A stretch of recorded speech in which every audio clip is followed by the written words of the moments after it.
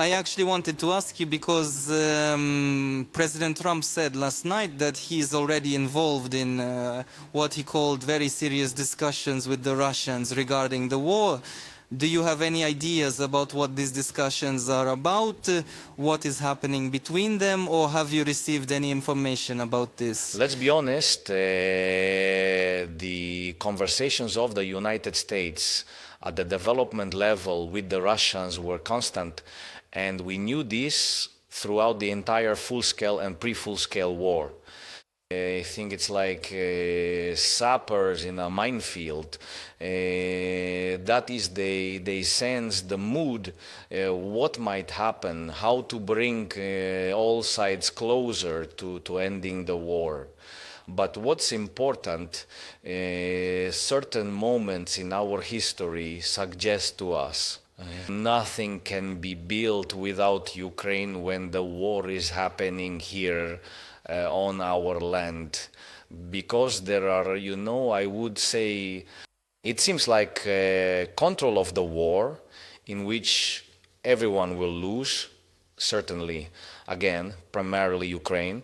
I remember how it was, when the sides say not to take any steps that would lead to escalation.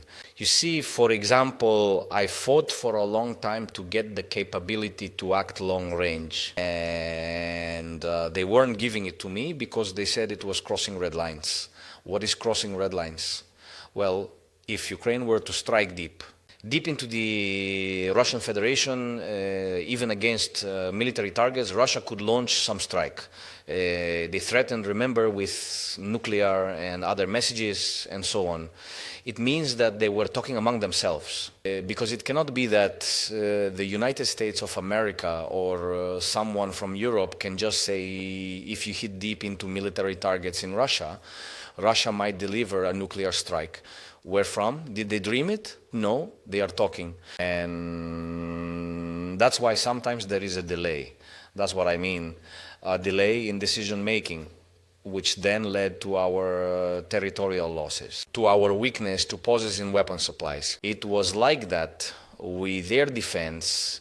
It was like that with Patriots. I worked a long time for the first systems to come to us. Even systems from Germany had to be accepted by the United States. So it was definitely not about money.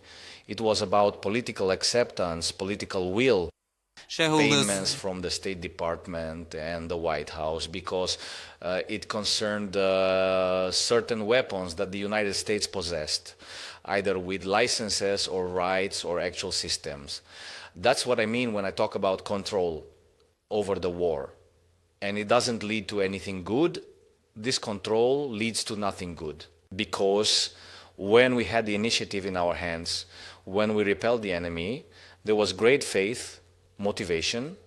We wanted very quickly, you remember, to equip brigades, to deliver corresponding strikes.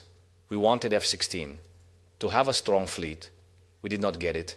Slow decisions regarding the fleet as well. I'm not blaming. We have our own problems, our own issues inside. I don't want to blame anyone, but this is, again, about someone constantly having discussions. And conversations are compromises, and compromises are bargaining. And always this diplomatic trade, which is behind the scenes from everyone, yes, these compromises, they lead to, let's lower the intensity a bit, as they say, of the war. Lower the intensity a bit. Let's not, for example, strike Russian energy facilities. Remember, the administration had those discussions with us. Let's not strike Russian energy. Why were they telling me that? Were these really some conversations? Because we did target their energy facilities. After they hit ours, we were without power, a blackout, and you are here, and you know what it means to hit our energy sector. And when we were able to respond, and only with our own weapons, by the way, we were told not to do that. Why? Well, because now there might be some slightly quieter moments. We will somehow be able to negotiate in the future. So it shows that everyone is always talking about something. But in my opinion, everything that happened behind Ukraine's back definitely did not lead to the desired result. Before the long war and before... Not from Ukraine's strongest position.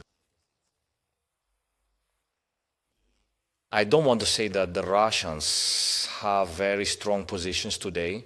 They achieved nothing on the battlefield, really. They haven't achieved their goals, but they have not yet achieved our main goal, to end this war, to force Russia to end this war.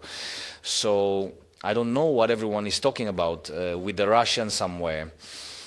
Somehow, quietly, I know that everyone talks about something, but without us, this war will not end justly for us.